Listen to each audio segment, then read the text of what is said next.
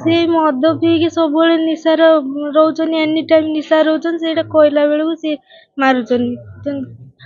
ତାଙ୍କର ବି ଏଣେ ଲିଭର ଖରାପ ହେଇଗଲାଣି। ମୁଁ ସେଇ କଥା କହୁଛି, ତମ ଲିଭର ଖରାପ ହେଇଗଲାଣି, ମେଡିକାଲ ଦେଖେଇକି ଇଏ କରୁଛି।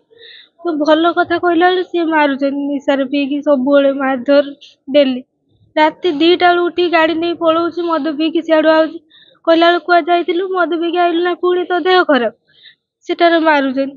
ଶାଶୁ ବି ଆସି କହୁଛି, ତୁ କାହିଁ କହୁଛୁ, ତା ଇଚ୍ଛା, ସିଏ ପିଅ ଯାହା କରିବ, ପଇସା ରୋଜଗାର କରୁଛି, ପିଅନ୍ତାନି, ଘରକୁ ପଇସା କଣ ଆଣୁନି କି? ତୁ କାହିଁ କହୁଛୁ, ତୋର ଖାଇବୁ ରହିବୁ, ଆଉ କିଛି କଥାରେ ମୁଣ୍ଡ ପୁରେଇ ପାରିବୁ।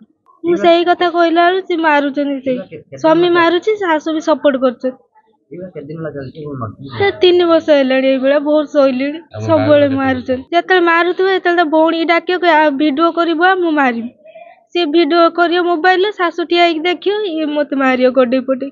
ବାହାଘର 3 ବର୍ଷ ହେଇଗଲାଣି। କାଲି ସେ ମଦ ପିଇକି ଆସିଲେ ବୋଲି ମୁଁ କହିବାରୁ, ମଦ ପିଇକି ପୁଣି କଣ ପାଇଁ ଆଇଲ, ତମ ଡାକ୍ତର ଦେଖି ମେଡିସିନ ଖାଉଥିଲ, ପୁଣି କଣ ପାଇଁ ମଦ ପିଇକି ଆଇଲ? ସେଇଠାରୁ ମତେ ମାଇଲେ।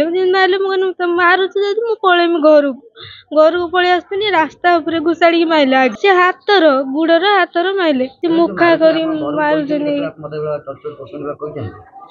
ଆଜ୍ଞା ମୁଁ କହିନି କେବେ ଘରେ। ଲଭ୍ ମ୍ୟାରେଜ କରିଥିଲି ନା, ସେଥିପାଇଁ ମୁଁ କିଛି କୁହେନି ଘରେ। ଯେତେ ଟର୍ଚର ହୁଏ ମୁଁ ଚୁପଚାପ ସହିଯାଏ, କୁହେନି ଘରେ। ବହୁତ ଟର୍ଚର କରନ୍ତି, ବହୁତ ମାରନ୍ତି ମତେ।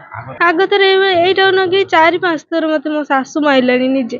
ଝିଅକୁ ସିଏ ନେଇଗଲେ, କହିଲେ କାଲି ମାରି ଦେଇଥାନ୍ତେ ମତେ ଜୀବନରୁ। ମୁଁ ଆହୁରି ଭାଇକି ଫୋନ କରିକି ରାତି 4ଟାରେ କହିବାରୁ ସିଏ ଯାଇକି ମତେ ନେଇକି ଆଇଲେ। ସେ ଗୁଇଠା ବିଧା, ସେ ମୁଖା କରିକି ମାରି, ଏଇଗୁଡାକୁ ସବୁ ମାରିକି ବଥା କରିଦେଇଛନ୍ତି। ବାଡି ପକେଇକି ଏଇଭଳିଆ କାନ୍ଥରେ ଚାପି ଦେଇଥିଲେ, ତଣ୍ଟି ଫୁଲି ଯାଇଛି। ମୁଁ କଥା ବି ଭଲସେ କହିପାରୁନି। ସେ ମଦ ପିଇକି ସବୁବେଳେ ନିଶାର ରହୁଛନ୍ତି, ଏନି ଟାଇମ୍ ନିଶା ରହୁଛନ୍ତି। ସେଇଟା କହିଲା ବେଳକୁ ସିଏ ମାରୁଛନ୍ତି। ତାଙ୍କର ବି ଏଣେ ଲିଭର ଖରାପ ହେଇଗଲାଣି। ମୁଁ ସେଇ କଥା କହୁଛି, ତମ ଲିଭର ଖରାପ ହେଇଗଲାଣି, ମେଡିକାଲ ଦେଖେଇକି ଇଏ କରୁଛି। ତ ଭଲ କଥା କହିଲା ବେଳେ ସିଏ ମାରୁଛନ୍ତି, ନିଶାରେ ପିଇକି ସବୁବେଳେ ମାରଧର ଡେଲି। ରାତି 2ଟା ବେଳୁ ଉଠିକି ଗାଡି ନେଇ ପଳଉଛି, ମଦ ପିଇକି ସିଆଡୁ ଆଉଛି। କହିଲା ବେଳକୁ କୁଆଡେ ଯାଇଥିଲୁ, ମଦ ପିଇକି ଆଇଲୁ ନା, ପୁଣି ତୋ ଦେହ ଖରାପ। ସେଟାରେ ମାରୁଛନ୍ତି।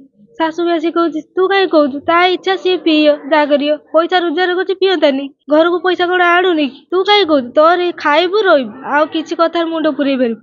ମୁଁ ସେଇ କଥା କହିଲା ବେଳୁ ସେ ମାରୁଛନ୍ତି। ସେଇ ସ୍ୱାମୀ ମାରୁଛି, ଶାଶୁ ବି ସପୋର୍ଟ କରୁଛନ୍ତି। 3 ବର୍ଷ ହେଲାଣି ଏଇଭଳିଆ, ବହୁତ ସହିଲିଣି। ସବୁବେଳେ ମାରୁଛନ୍ତି। ଯେତେବେଳେ ମାରୁଥିବ, ଯେତେବେଳେ ତା ଭଉଣୀ ଡାକିବ, ଭିଡିଓ କରିବ, ମୁଁ ମାରିବି। ସିଏ ଭିଡିଓ କରିବ ମୋବାଇଲରେ, ଶାଶୁ ଠିଆ ହେଇକି ଦେଖିବ, ଇଏ ମତେ ମାରିବ ଗଡେଇ ପଟେଇ। ବାହାଘର 3 ବର୍ଷ ହେଇଗଲାଣି। କାଲି ସେ ମଦ ପିଇକି ଆସିଲେ ବୋଲି ମୁଁ କହିବାରୁ, ମଦ ପିଇକି ପୁଣି କଣ ପାଇଁ ଆଇଲ, ତମ ଡାକ୍ତର ଦେଖି ମେଡିସିନ ଖାଉଥିଲ, ପୁଣି କଣ ପାଇଁ ମଦ ପିଇକି ଆଇଲ? ସେଇଠାରୁ ମତେ ମାଇଲେ। ମାଇଲେ, ମୁଁ କହିଲି ତମେ ମାରୁଛ ଯଦି ମୁଁ ପଳେଇମି ଘରକୁ ପଳେଇ ଆସିଥିଲି। ରାସ୍ତା ଉପରେ ଘୁଷାଡିକି ମାଇଲେ। ସେ ହାତର, ଗୁଡର, ହାତର ମାଇଲେ। ସେ ମୁଖା କରି ମାରୁଛନ୍ତି। ଆଜ୍ଞା ମୁଁ କହିନି କେବେ ଘରେ। ଲଭ୍ ମ୍ୟାରେଜ କରିଥିଲି ନା, ସେଥିପାଇଁ ମୁଁ କିଛି କୁହେନି ଘରେ। ଯେତେ ଟର୍ଚର ହୁଏ ମୁଁ ଚୁପଚାପ ସହିଯାଏ, କୁହେନି ଘରେ। ବହୁତ ଟର୍ଚର କରନ୍ତି, ବହୁତ ମାରନ୍ତି ମତେ। ଆଗଥର ଏଇଟା ନକି 4-5 ଥର ମତେ ମୋ ଶାଶୁ ମାଇଲାଣି ନିଜେ। ଝିଅକୁ ସିଏ ନେଇଗଲେ, କହିଲେ କାଲି ମାରି ଦେଇଥାନ୍ତେ ମତେ ଜୀବନରୁ। ମୁଁ ଆହୁରି ଭାଇକି ଫୋନ କରିକି ରାତି 4ଟାରେ କହିବାରୁ ସିଏ ଯାଇକି ମତେ ନେଇକି ଆଇଲେ। ସେ ଗୁଇଠା ବିଧା, ସେ ମୁଖା କରିକି ମାରି, ଏଇଗୁଡାକୁ ସବୁ ମାରିକି ବଥା କରିଦେଇଛନ୍ତି। ବାଡି ପକେଇକି ଏଇଭଳିଆ କାନ୍ଥରେ ଚାପି ଦେଇଥିଲେ, ତଣ୍ଟି ଫୁଲି ଯାଇଛି। ମୁଁ କଥା ବି ଭଲସେ କହିପାରୁନି।